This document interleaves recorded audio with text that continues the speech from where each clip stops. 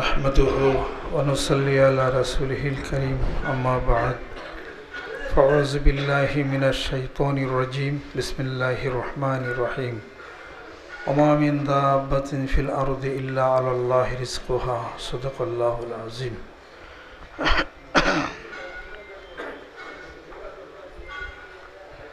كما جاء في النوادر والأمثال فعل الحكيم لا يخلو عن الحكمة বনামা জাহাদার রাজা আফিরি হাকিমে সকনবর জুবা আফিরি। আল্লাহ পাক আমাদের সকলকে যেন কবুল করে নেন। সমস্ত প্রশংসা মহান মাবুদের জন্যে, আসমান এবং জমিনের যিনি মালিক, আপনার আমার মালিক।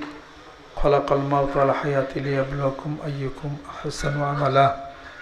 জীবনের মালিক, মরণের মালিক, রিজিকের মালিক, ধন দৌলতের মালিক।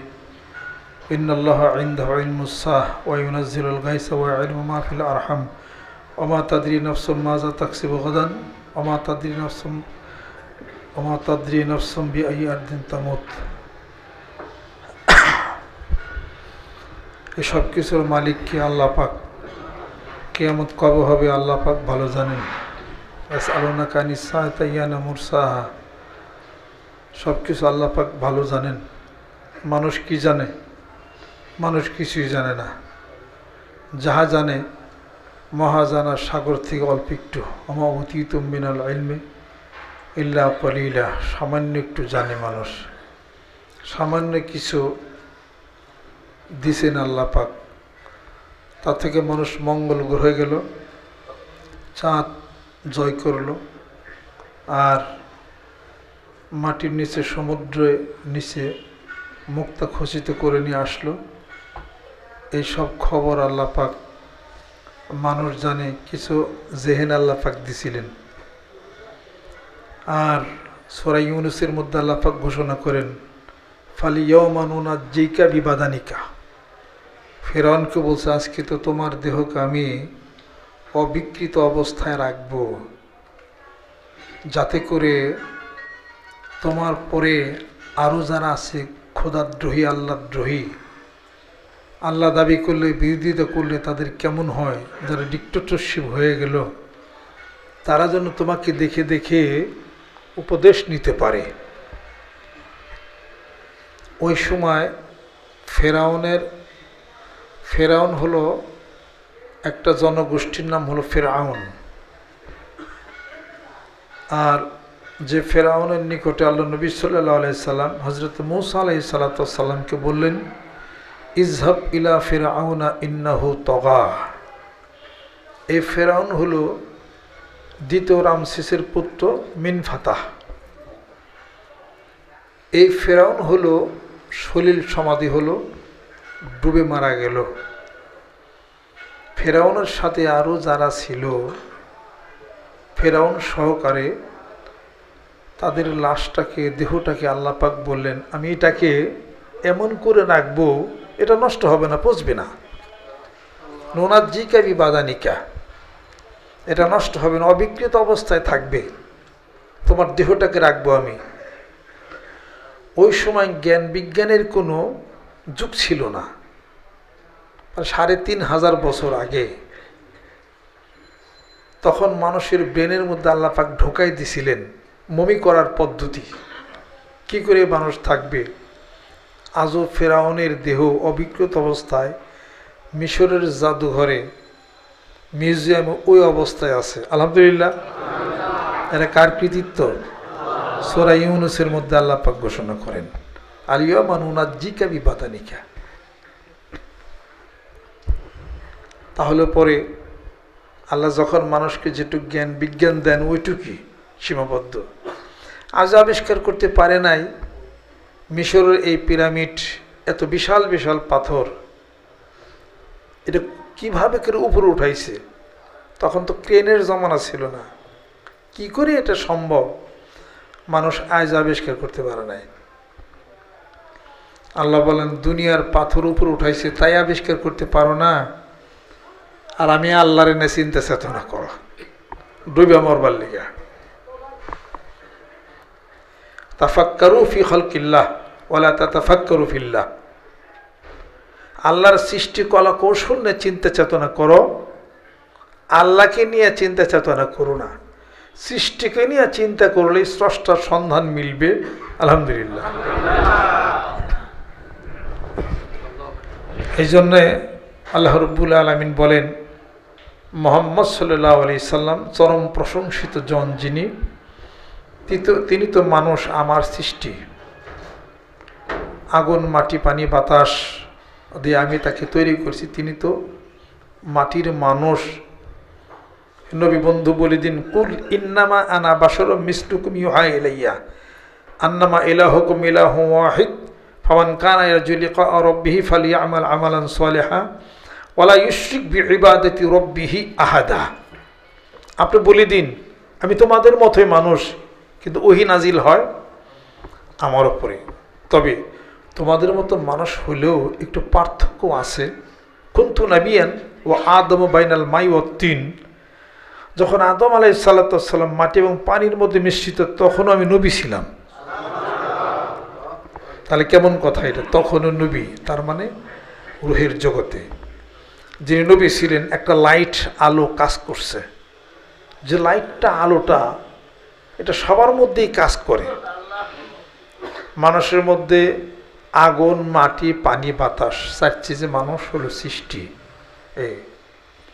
কিন্তু আল্লাহ পাকের আলো, লাইট, নূর, জ্যোতি, এই কথাটা কিন্তু কেউ বলে না, এটা কিন্তু সবার মধ্যে আছে। ওটা কিন্তু সৃষ্টিগতভাবে কোনো উপাদান নাই এটা। কারণ আগুন, মাটি, পানি, বাতাস, আগুনের কথা বলা হয়েছে, মাটির কথা বলা হয়েছে, পানির কথা বলা হয়েছে। পানি দিয়েই তো সব সৃষ্টি। কিন্তু আল্লাহ পাকের একটা নূর, যা আলো, লাইট আছে, এটা সবার মধ্যেই বিরাজ করে। এটা ছাড়া সৃষ্টি নড়াচড়াই করতে পারবে না। আল্লাহ নূরুস সামাওয়াতি ওয়াল আরদ, আল্লাহ নূর অথবা আল্লাহ পাক নূর রূপে, জ্যোতি রূপে, এনার্জি রূপে, মহাশক্তি রূপে গোটা বিশ্ব, পৃথিবীর সব জায়গাতে কাজ করতেছে। চোর যখন চুরি করে, তখন আল্লাহ পাক তার সাথে থাকে কিনা? থাকে।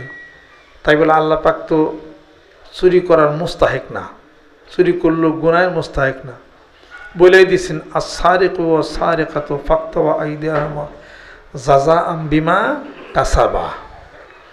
চুরি করলে তার অপরাধ, পাপ বলছেন। কিন্তু চুরি যখন করবা, তোমার শক্তির সাথে আল্লাহর শক্তি কাজ যদি না করে, ফেল, তুমি মরা কাঠ হয়ে থাকবা, তুমি পারবাই না তুমি এটা।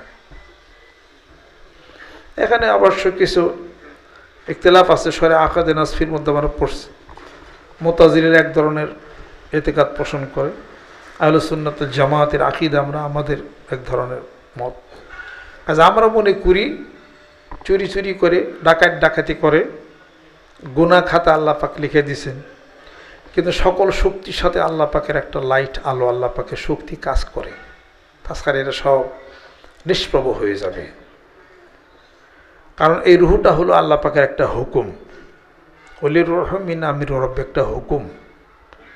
এটি যদি কাজ না করে, তাহলে এটা তো পড়ে থাকবে।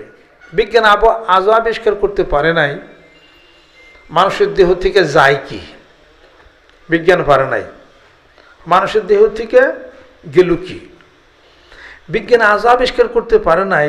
সুলাইমান আলাইহিস সালাতু ওয়াস সালামের তক্তে হাওয়ায় এত উজা, এত বিশাল, এরা ভাসছে কি করে? বিজ্ঞান আজও আবিষ্কার করতে পারে নাই মরুদুলাল একজন মানুষ আঙ্গুলের ইশারায় চাঁদ দ্বিখণ্ডিত হয়ে গেল। কি করে সম্ভব?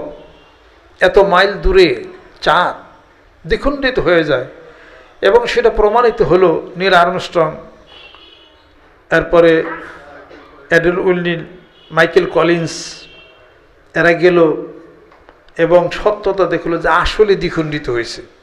ইসলাম সত্য, নীল আর্মস্ট্রং মুসলমান হয়ে গেল। আলহামদুলিল্লাহ। কি করে সম্ভব? কি করে সম্ভব? খাইবার থেকে ফেরার পথে সাহবা নামক স্থানে আল্লাহ নবী সাল্লাল্লাহু আলাইহি ওয়াসাল্লাম পরিশ্রান্ত হয়ে পড়লেন। হযরত আলী রাদিয়াল্লাহু তাআলা আনহুর কোলে মাথা রেখে ঘুম এসে গেলেন। তখন আসর নামাজ পড়া নাই। ঘুম থেকে জেগে দেখেন আলী আসর নামাজ পড়ো না এখন? কয় না, বেলা তো ডুবে গেছে। আল্লাহ নবী সাল্লাল্লাহু আলাইহি ওয়াসাল্লাম বললেন, আমার আলী আসর নামাজ এখনো পড়ো না, এই বেলা আগের জায়গায় বেলা উঠে গেল। হযরত আলী রাদিয়াল্লাহু তাআলা নামাজ আদায় করলেন, বেলা ডুবে গেল। কি কথা! যার আঙ্গুলের ইশারায়। বিজ্ঞান এতদিন আবিষ্কার করছে, মানুষের চোখের মধ্যে একটা রে আছে, মানুষের আঙ্গুলে রে আছে। সেই রেটা এতই শক্তিশালী, যা সম্ভব ছিল চার দ্বিখণ্ডিত হয়ে যাবে। এবং এই শক্তি আল্লাহ রাব্বুল আলামিন তার রাসূলকে দিয়েছেন খাস। কিছু কিছু ছিল খাস, রাসূলের জন্য, নবীর জন্য খাস। এক সাহাবী আসছেন, ইয়া রাসূলুল্লাহ, আমার অমুক ভাই মাথায় অনেক বড় চুল রাখছে, এত চুল রাখা কি জায়েজ? কয় তা তো না। কয় ডাকো। ডাক দিছে, মাথায় এত বড় চুল খুব আবেন্দা রাখছে, ডাইকা। এত বড় চুল কেন? কয় ইয়া রাসূলুল্লাহ, আপনার মাথায় হাত দিয়ে একটু আদর করছিলেন, আপনার পবিত্র হাত আমার মাথার মধ্যে লাগছে, আমি ওদিন থেকে আর চুল কাটি না, রেখে দিছি। আল্লাহ নবী সাল্লাল্লাহু আলাইহি ওয়াসাল্লাম বলেন, ছেড়ে দাও। আপনার চুল রাখবেননি? জোরে বলেন। আল্লাহ নবী সাল্লাল্লাহু আলাইহি ওয়াসাল্লাম সমে বেসাল থাকতেন, না খায় রোজা থাকতেন। তিনি বলতেন, লাস্তুকা হাইয়াতুকুম ইন্নী আবিতু ইনদা রাব্বি ইউতঈমুনি রাব্বি ওয়া ইয়াসকিনি। জোরে কোন সুবহানাল্লাহ। আমার পরওয়ারদিগার আমাকে খাওয়ান পান করান, আমি সমে বেসাল, আমার জন্য খাস। কিছু কিছু ছিল নবীর জন্য খাস। হবেই তো, আইনুহু নাইমাতুন ওয়া কলবুহু ইয়াকজান। আমি আলাইহিস সালাতু ওয়াস সালাম ঘুম আসলে ওযু যাইতো নাকি? ওযু যেত না। আপনি আমি নামাজের মধ্যে জোরে করে হাসলে ওযু শেষ। তারা ঘুমা সূর্য, তাদের কল্পটা সদা জাগ্রত। তাদের ঈমান বাড়েও না, ঠিকও থাকে না, শুধুই ঈমান বাড়ে না। তাদের ঈমান কমেও না, ঠিকও থাকে না, শুধুই বাড়ে। সাধারণ মানুষের ঈমান বাড়ে, ঈমান কমে। এই জন্য বুখারী রাহমাতুল্লাহ আলাইহি লিয়াজদাদু ঈমান মা ঈমানিহিম, প্রত্যেকটা হাদিস শরীফের আগে তিনি কোরআনুল কারীম দিয়ে ইস্তিদলাল প্রকাশ করছেন। এটা বুখারী শরীফের একটা খাসিয়ত, খুসুসিয়াত। এটা ঈমান বাড়ে, ঈমান কমে। আমাদের ঈমান বাড়ে, ঈমান কমে। ঈমান বাড়ানোর ব্যবস্থা করতে হবে। শাব্দিক অর্থে ঈমান হলো বিশ্বাস, আস্থা, বিশ্বাস। যেমন বলে বাপ বলে পোলার উপরে, এই তোর ঈমান নাই না, আমার উপর বিশ্বাস নাই, হ্যাঁ এই কয়টা দিছি, ঈমান নাই, বিশ্বাস নাই। এটা হলো ইসলামের সরান ঈমান না। যেমন সেজদা, সেজদা বা মানা এনহেনা, সের ঝুঁকানা, মাথা নত করে স্বীকারোক্তি দেওয়া, এটা হলো সেজদায় লগবি, লুগাতান। আর ইস্তেলাহান হলো, সরান হলো আল্লাহকে উদ্দেশ্য করে কেবলামুখী হয়ে আল্লাহকে সেজদা দেন। এটা হলো শরীয়তের পরিভাষায় সেজদা। এই সেজদা যদি কাউকে দেন সাবা হারাম হবে। অতএব ঈমান হলো আপনার শরীয়তে ঈমানের তিনটা অংশকে বর্ণনা করা হয়েছে। ইকরার বিল লিসান, তাসদিক বিল জানান ও আমাল বিল আরকান। মুখে স্বীকার, অন্তর্বিশ্বাস, হাত পা অঙ্গ প্রত্যঙ্গ দ্বারা কার্যে প্রমাণিত করা। অতএব যে ঈমানটা বলা হয়, ঈমান বাড়ে, ঈমান কমে। শরীয়ত ঈমান বাড়ে, ঈমান কমে। জিকির করেন, ঈমান বাড়বে। কোরআন শরীফ পড়েন, ঈমান বাড়বে। এরপরে ভিতরে ঈমানটা আরও বেশি তাজা হবে। যে সমস্ত বুজুর্গ ব্যক্তি, ওলামায়ে কেরাম, ওলামায়ে দ্বীন, হাফেজ কারি, মসজিদের ইমাম খতিব, ওনাদের কাছে গেলে আপনার ঈমানটা আরও বাড়বে। তার কারণ ঈমানের সম্পর্ক হলো কলবের সাথে। ওনাদের কল্পটা একটু শক্তিশালী বেশি, বিদায় আপনার কলবের মধ্যে একটা ফয়েজ যাওয়া শুরু করবে, অর্থাৎ ঈমান বাড়বে। জোরে কোন সুবহানাল্লাহ। স্বামীর কাছে স্ত্রী থাকলে স্ত্রীর ঈমান বাড়বে। তার মানে কি? মহব্বত বাড়বে, ভালোবাসা বাড়বে। পিতামাতার কাছে ছেলে সন্তান থাকলে তার প্রতি ঈমান বাড়বে, বিশ্বাস বাড়বে, কথায় বাড়বে। অতএব কোনো অনুষ্ঠানে, কোরআন হাদিসে অনুষ্ঠানে গেলে ঈমান বাড়বে। বুজুর্গ ব্যক্তির কাছে গেলে বসতে কথা শুনলে ইমান বাড়বে, তার মানে কলবের মধ্যে ওই লাইটটা আলোটা আসা শুরু করবে, মানে হলে ইমান বাড়বে। শরীয়তের পরিভাষায় না এটা। এই জন্য হলো পানির কাছে গেলে পানি খাওয়া যাবে, পানি এক জায়গায় আপনার এক জায়গায়, কোনোদিন পানি পিপাসা মিটানো এটা যাবে না। ডিম এক জায়গায়, মুরগি আর এক জায়গায়, বাচ্চা উঠবে জরুরত, কোনোদিন উঠবে না। লা ইউহসালুল ইলমু যাহিরু ইল্লা বিবাহসিন ওয়ালা ইউহসালুল ইলমুল বাতিনু ইল্লা বি সোহবাতিন। সোহবত ইখতিয়ার ছাড়া ইলমে বাতিন, অর্থাৎ যাহা আপনার অন্তরের সাথে যা সম্পর্কিত, ফাজাকাল ইলমুন নাফিউ, এই ইলমটা কখনো বৃদ্ধি হবে না সোহবত ইখতিয়ার ছাড়া। তার মানে পরহেজগার ব্যক্তির সোহবত ছাড়া পরহেজগার হওয়া যাবে না। কেতাব পড়ে কোনদিন পরহেজগার হয় না। মুক্তাসরুল মানি যে হুজুর কাছে পড়ছি, উনি বাবদ বিড়ি খাইছে, ওনার কাছে মুক্তাসরুল মানি পড়ছি আমি হুজুর বিড়ি খান, ও তুমি পড়ো, আমি বিড়ি খাই তাতে সমস্যা, আমার এলেম আছে, এই তুমি আমারটা আমল করার দরকার নাই, তুমি এলেম শিখো, এই অবস্থা। এই কাজে শিক্ষা এক জিনিস, হাদিস শরীফ পড়া এক জিনিস, হাদিস শরীফ মানা এক জিনিস। আর পিতামাতাকে পিতামাতা বলে স্বীকার করা এক জিনিস, তার সম্মান শ্রদ্ধা করা আলাদা এক জিনিস। সব কিছু একটা ভিতরে অন্তর্নিহিত একটা ব্যাপার ঘটনা কিন্তু রয়ে গেছে। অন্তরেরটাই হল ধর্তব্য। লাইয়ানাল্লাহ লুহুমহা ওয়ালা দিমাওহা ওয়ালা কি ইয়ানালুহু তাকওয়া মিনকুম কাযালিকা সাখখারা লাকুম লিতুকাব্বিরুল্লাহ আলা মা হাদাকুম ওয়া বাশশিরিল মুহসিনিন। তাহলে এখানে কি বলা হয়েছে? লাইয়ানাল্লাহ লুহুমহা ওয়ালা দিমাওহা ওয়ালা কি ইয়ানালুহু তাকওয়া মিনকুম। এই জবকর গোশত রক্ত চামড়া কিছু আমার নিকট পৌঁছায় না, আমার নিকটে পৌঁছায় তোমাদের তাকওয়া। তাকওয়া তো অন্তরের সাথে, কলবের অন্তরের বিশ্বাস, তাকওয়া ভরসা নিয়ত, এগুলো আমি আল্লাহর নিকটে পৌঁছাই। অবাশশিরিল মুহসিনিন, রাসূল আপনি মুহসিন বান্দাদেরকে জান্নাতের সুসংবাদ দিয়ে দিন। আলহামদুলিল্লাহ। ছোট বলে কাকেও ভাবিও না হীন, এই ছোট ছোট বর্ষি গাথে বড় বড় মিন। ছোট্ট একটু চোখের তারা সকল ধরা ধরা পড়ে, আরও কিছু যাইতো ধরা দেখতে যদি লক্ষ্য করে। একটা চোখের তারা গোটা বিশ্ব পৃথিবী আসমান জমিন ওই চাঁদ সূর্য ধরা পড়ে, আরও কিছু যাইতো ধরা দেখতে যদি লক্ষ্য করে।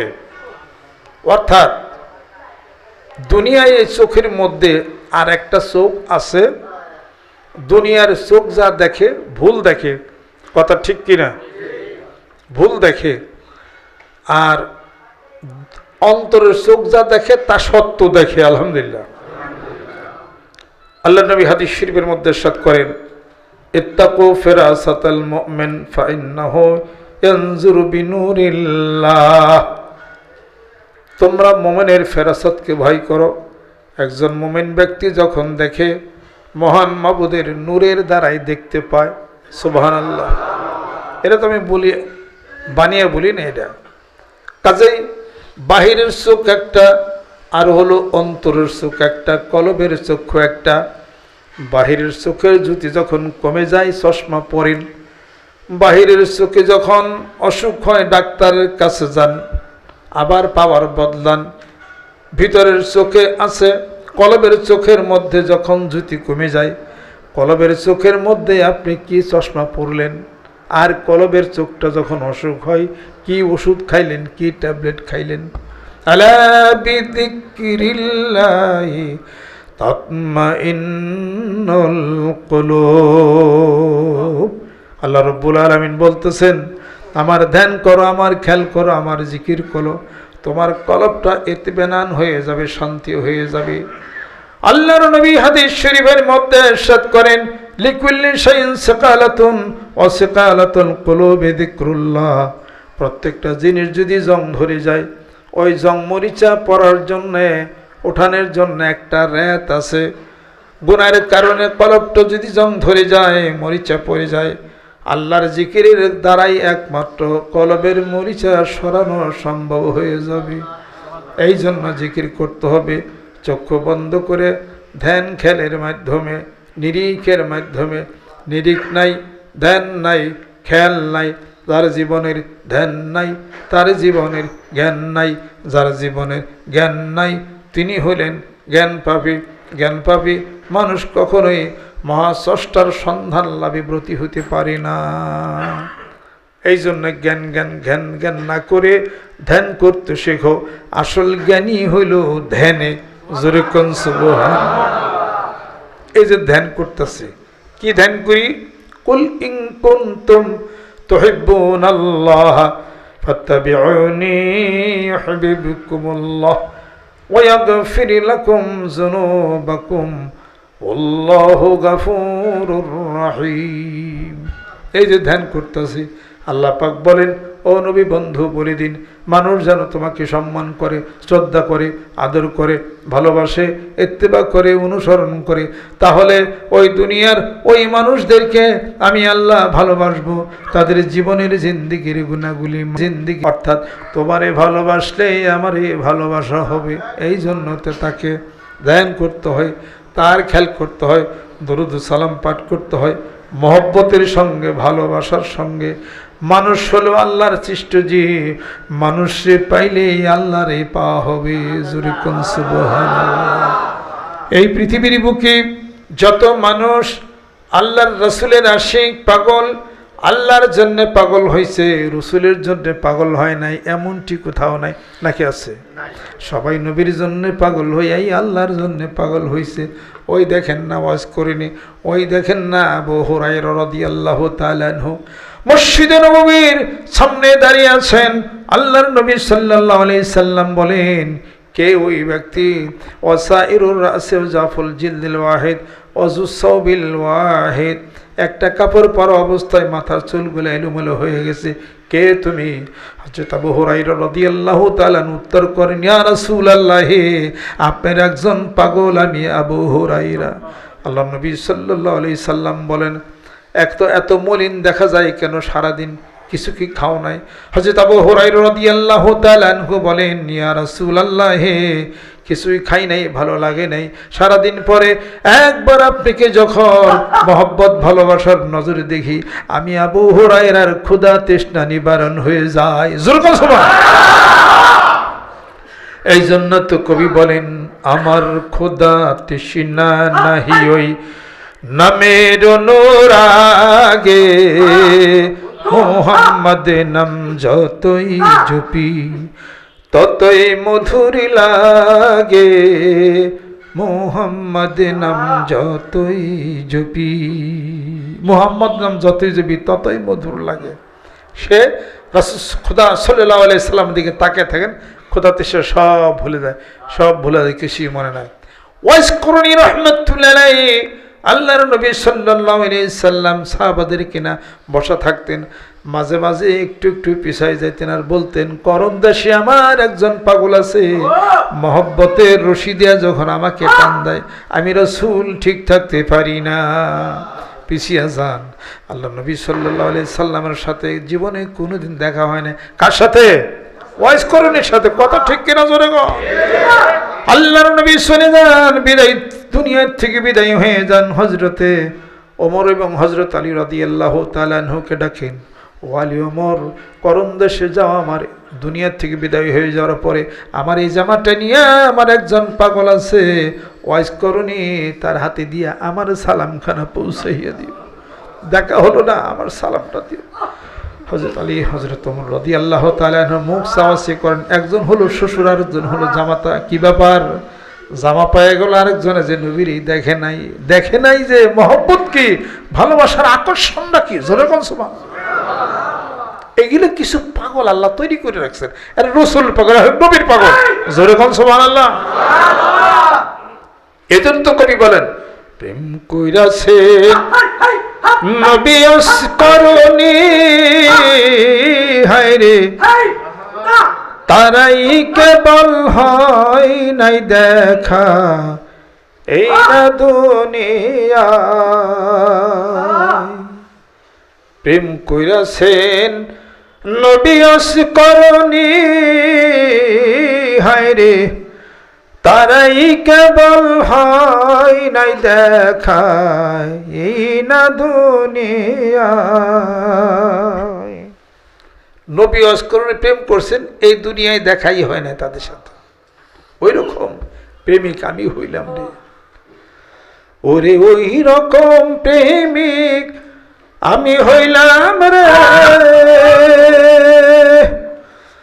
আরে বন্ধু প্রাণ থাকিতে একবার দেখা দাও আমায়, বন্ধু প্রাণ থাকিতে একবার দেখা দাও আমায়। ওরে ও মুর্শিদ রইলে কোথায়,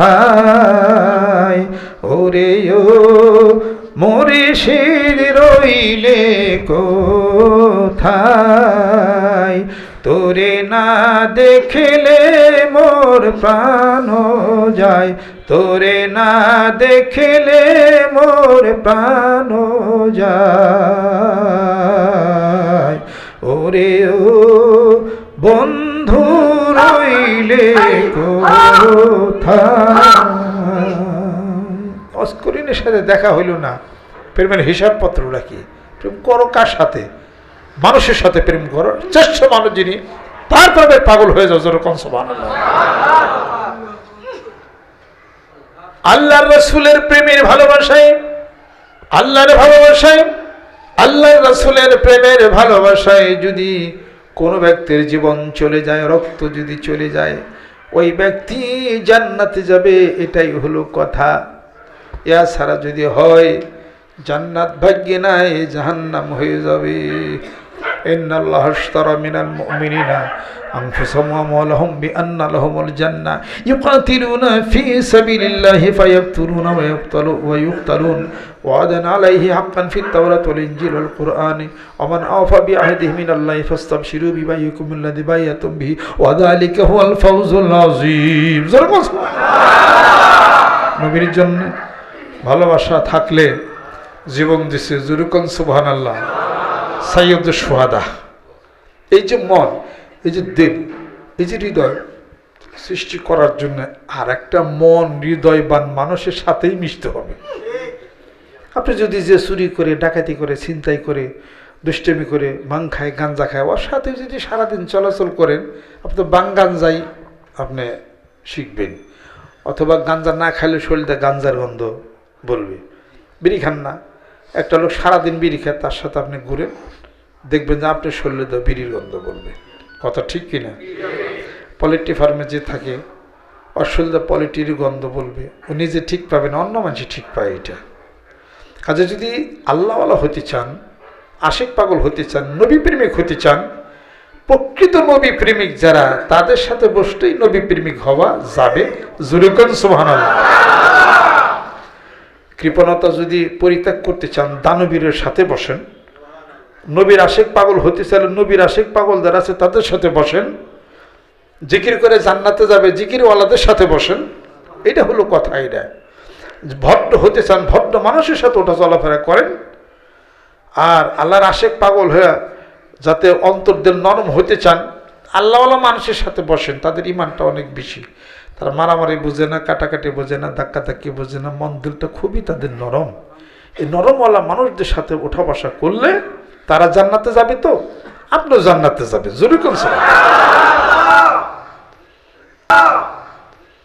এরপরে যদি জান্নাতে নাই যান, যদি জাহান্নামে যদি যায়, উম্মতে মুহাম্মদী জাহান্নামে যাবে, আল্লাহ নবী সাল্লাল্লাহু আলাইহি ওয়াসাল্লাম হাসরের ময়দানে কি করবেন দয়াল নবীজি বুঝতে হবে। আল্লাহ নবী সাল্লাল্লাহু আলাইহি সাল্লাম আজিজুন যুনতিকাম না, তিনি শুধুই খালি রহমত। ওমার সাল্লাল্লাহু ইল্লা রাহমাতাল লিল আলামিন, শুধুই রহমত। এই আল্লাহ রব্বুল আলামিন, রব্বুল আলামিন খালেক মালিক, আজিজুন যুনতিকাম পরাক্রমশালী, রহমান রাহিম, কাহার। আল্লাহ নবী সাল্লাল্লাহু আলাইহি সাল্লাম শুধুই রহমত। আলহামদুলিল্লাহ। রাগ নাই, প্রতিশোধ নাই, কিছুই নেই, শুধু রহমত দিয়ে আল্লাহ পাক বানাইছে। এই রহমতুল নবী হাসরের ময়দানে কি করবেন? তার সামনে দিয়ে যত উম্মত যাবে সব ফিরাবেন, এই আমার নবীর উম্মত গরুর মুহাজ্জালিন, এইগুলো সব চকচক করবে, নামাজের জায়গা সিজদার জায়গা আমি দেখে দেখে চিনে নিব সব, হ্যাঁ আমার উম্মতে গেলে শব্দ। আল্লাহ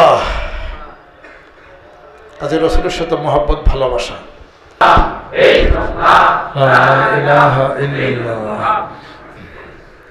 আপনাদের কষ্ট হইতেছে নাকি?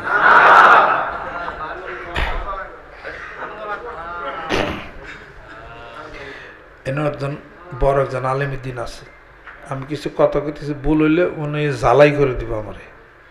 এই পীরদের দরবার আলেমদের আসা উচিত। পীরেরা ভুল করে মুরিদদেরকে শিরিক বেদাত শিখায় না, হিসাব বাইরের থেকে যদি কেউ বলা কওয়া করে তাহলে ওই পীর জীবনও সংশোধনে মানে কোনোদিন। যেমন আমার বাইরে যে যদি কেউ কয় মানিকগঞ্জ দরবার ইটা ওটা অমুক তমুক ইটা ওটা হ্যান দেয়, লাভ কি আছে কন? আমি তো যা তাই থেকে গেলাম।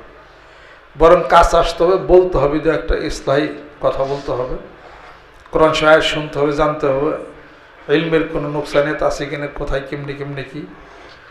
তার কারণ কমপক্ষে 40 থেকে 50 লক্ষ লোক আমার নেতৃত্বে চলে, তাহলে ভুল হলে অপরাধ হলে 50 লক্ষ লোকই করবে। এত লোকের সাথে কাইজা ঝগড়া না বাজাইয়া আমার একলার সাথে আধা ঘন্টা কাইজা গলাইতে ভালো, তাহলে সাথে। যেমন জনক এক মুফতি সাহেব হুজুর, নাম বললাম না, সারা বাংলাদেশ খালি মানিকগঞ্জ দরবার আমার নিয়ে এক খাবলা খালি খায়, তাতে লাভ হয়েছে কি? আমি তো যা তাই দিছি, ব্যক্তির সাথে মারামারি লাগাই দিছি। ওয়াইন তয় ফাতারেন মিলেন মিনিলের ততর ফার্স্ট বাইরে হব। সূরা হুজরাত তো মনে হতে পড়ে নাই, তাহলে পরে এত বাইরে বাইরে এত কথা বলতেছে। এটা যখন যে অবস্থা কথা বলে আমি ভুল মনে করি আমি যে সংশোধন হয়ে গেছি, যখন সংশোধন হইলে আমার সংশোধিত একটা মানুষের কথা একটা খারাপ করতেছে না, তাহলে এটা কি জ্ঞানের কথা? এই মুফতিকে এই জন্য পাশ করছে, এই জন্য কি হ্যাঁ মুফতি পাশ করে দিচ্ছে? সারা বাংলাদেশ খালি কইতেছে মুফতি সাহেব, নাম আর কইলাম না, পরে হইলে নিন আপনি। এটা মুখের বরকত নষ্ট হয়ে যাবে কোনো দিন। আর একে মানুষের ওয়াজে কোনো দিন আর নেবে না, যাও কিছু পাইতো মুরগির ঠ্যাং টুন 2500 ওটা কম দেবে। বরকত কারাতে? আল্লাহর তো বরকত। আর আমাকে ওয়াজের মাহফিলে অভাব নাই, অন্ত নাই, তাহলে ফিরে পারলো অনেকক্ষণ কী লাভ আছে? আসুক বসুক কথাবার্তা বলি, কোথায় বলি কেমনি না, এইভাবে করলে পরে এইভাবে ঠিক অমনি করে ঠিক করে দেন, তাই তো হয়ে গেল 2 মিনিট। আমি সালাউদ্দিন সাহেব হুজুর কাছে পড়ছি লালবাগে, তো ওনার কাছে পড়ে তা মানুষের মুরগি শিরিক বেদাত শিখে জাহান নামে নিয়ে আমি নিজে জাহান নামে যাই, আমার কি কোনো লাভ আছে? এটা এই এনে কত হাফেজ সাহেব আছে, কত মৌলানা আলেম আছে। মানিকগঞ্জ দরবার একটা কমি মাদ্রাসা প্রতিষ্ঠা করছি, ওই জায়গা আমি আলিয়াত করতে পারতাম, কমিন হিসাবের সাথে আমার তাল্লুকটা হলো বেশি। তাহলে পরে বাইরে বাইরে বইলা লাভ কি আছে? এই বুকের মানুষের সমাজে একজন একজন সম্মান শ্রদ্ধা নষ্ট হয়ে যায়। এটা কাজেই যারা বাংলাদেশে আলেম ওলামা আছে ওনাদের ইচ্ছা করে পীরের দরবার যাওয়া উচিত, যাইয়া বইলা এটা শোধ করে দেওয়া উচিত। আলহামদুলিল্লাহ। কাজে আমাদের মধ্যে ভুল ভ্রান্তি হইতে পারে, বিশেষ করে আমার মধ্যে। ইসলাম হলে আলহামদুলিল্লাহ।